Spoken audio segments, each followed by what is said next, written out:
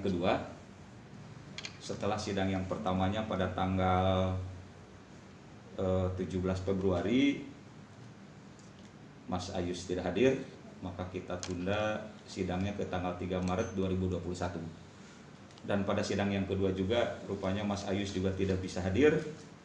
Setelah kita cek relas atau panggilan untuk Mas Ayus yang disampaikan oleh petugas dari Pengadilan Agama Jakarta Timur, beliau ketika bertugas memanggil Mas Ayus rupanya tidak bertemu dengan Mas Ayus. Panggilan disampaikan oleh kelurahan. Namun pejabat pihak kelurahan juga sedang tidak ada di tempat. Jadi suratnya nggak sampai Pak ya, bisa bilang seperti itu Pak ya? Bukan tidak sampai, belum resmi. Belum resmi. Belum resmi diterima Ayus atau bagaimana Pak? Sejatinya panggilan itu kan oleh petugas dari Jakarta Timur disampaikan kepada yang bersangkutan, Mas Ayus. Karena Mas Ayus juga sedang tidak ada di tempat, maka panggilan disampaikan oleh kelurahan. Rupanya pihak kelurahan juga ketika petugas dari Jakarta Timur menyampaikan panggilan untuk Mas Ayus, rupanya pejabat dari kelurahan terkait juga sedang tidak ada di tempat.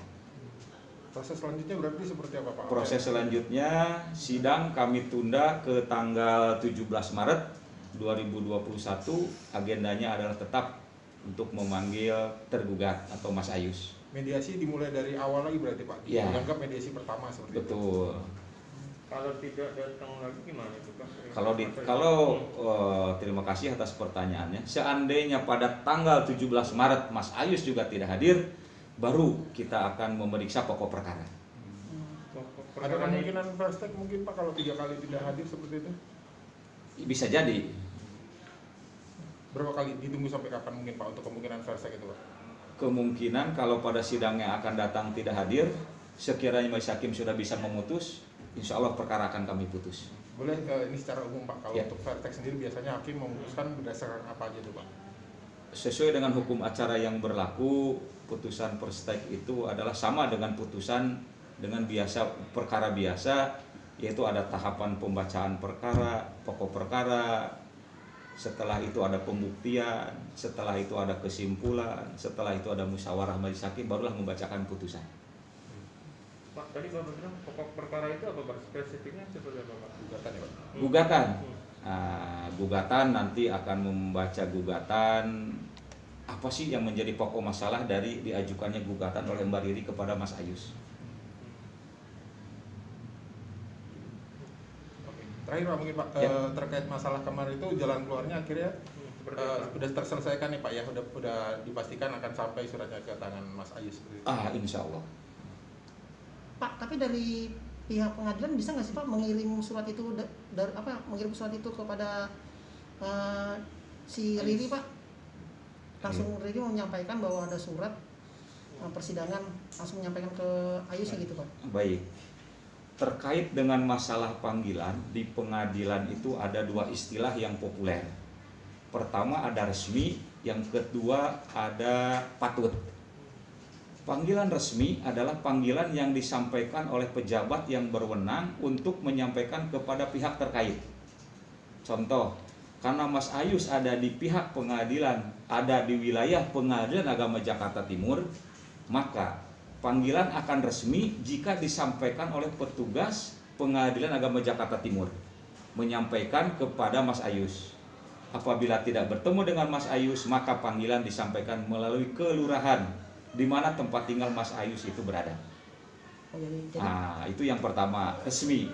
Jadi kalau begitu Mbak Riri karena bukan petugas dari pengadilan, berarti Mbak Riri tidak boleh menyampaikan panggilan kepada suaminya. Pak, tapi sampai saat ini ada nggak Pak ketidakhadiran Mas Ayu sendiri itu karena apa Pak? Karena alasan. Sampai dengan hari ini tidak ada informasi yang jelas kepada majelis hakim kenapa Mas Ayu tidak hadir. Tapi pihak Riri sendiri sempat memberitahu nggak sih Pak kalau misalnya ada sidang gitu hari ini Pak?